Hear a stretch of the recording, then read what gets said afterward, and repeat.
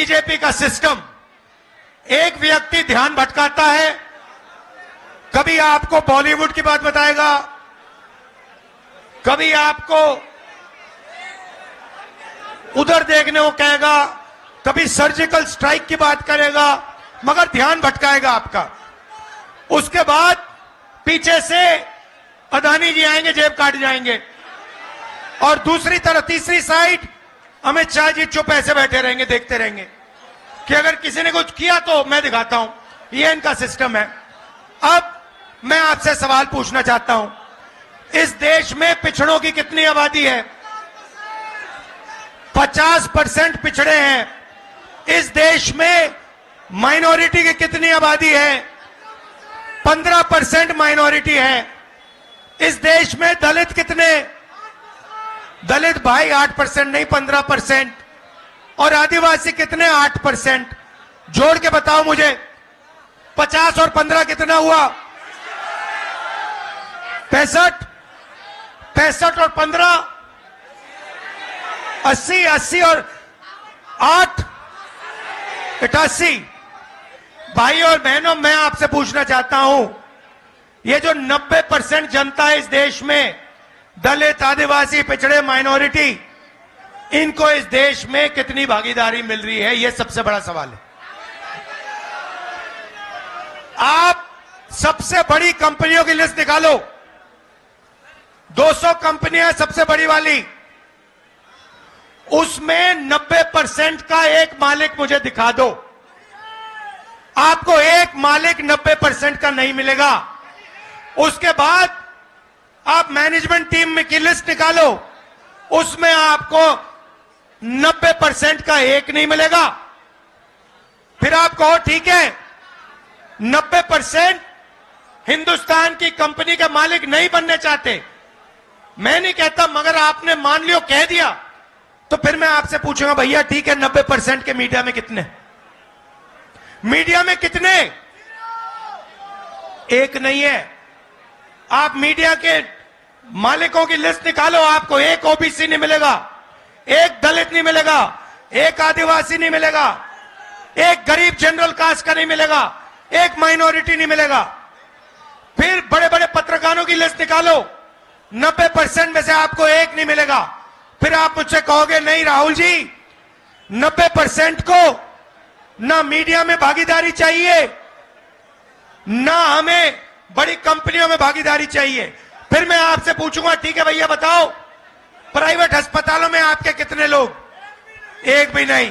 फिर पूछूंगा भैया ठीक है, प्राइवेट अस्पतालों में भागीदारी नहीं चाहिए, तो कॉलेज यूनिवर्सिटी में तुम्हारे कितने लोग? एक भी नहीं। अरे भाई तुम लोग हो कहां? तुम हो कहां? मैं बताता हूं तुम्हें, मनरेगा की लिस्ट निकालो, उसमें आप सब लोगों के नाम दिखेंगे। कॉन्ट्रैक्ट लेबर की लिस्ट निकालो, उसमें आपके सब नाम दिखेंगे। मगर हिंदुस्तान के बड़ी बड़ी कंपनियों में, हाई कोर्ट में, मीडिया में आपके नाम नहीं मिलने वाले। नरेंद्र मोदी जी आपसे कहते हैं कि ये सबका हिंदुस्तान है। ये सबका हिंदुस्तान कैसे है अगर इसमें 90% लोगों को कोई भागीदारी नहीं मिल रही? हमने मैनिफेस्टो में साफ लिखा है, मैं आपको रास्ता भी बता देता हूं। अगर 90% को भागीदारी चाहिए तो पहला कदम, जैसे जब हार्ट टूटता है पहला कदम क्या कराते हो आप? एक्सरे कराते हो ना? तो वैसे ही पहला कदम जाति जनगणना है। इससे क्या होगा? 90% को पता लग जाएगा कि आप कौन हो, कितने हो, और सबसे ज्यादा जरूरी, आपके हाथों में हिंदुस्तान का कितना धन है। बात समझ आई? आपको कहा जाता है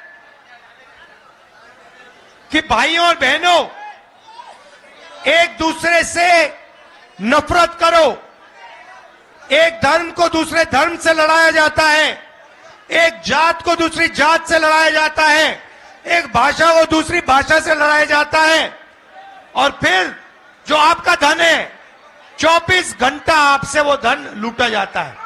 मुझे बताओ हिंदुस्तान के एयरपोर्ट किसके हाथ में है? मुझे बताओ हिंदुस्तान के बड़े बड़े इंफ्रास्ट्रक्चर प्रोजेक्ट जो दिए जाते हैं किसको दिए जाते हैं? मुझे बताओ हिमाचल के सेब किसके हाथ में जाते हैं? मुझे बताओ हिंदुस्तान के सबसे बड़े पोर्ट किसके हाथ में है? मुझे बताओ अग्निवीर योजना क्यों की गई? क्योंकि जो आपका रास्ता था 90% का रास्ता था उसको बंद करना था और अदानी जी को जो कॉन्ट्रैक्ट हथियार के कॉन्ट्रैक्ट देने थे वो सारे के सारे इस सरकार ने दिए अदानी जी को।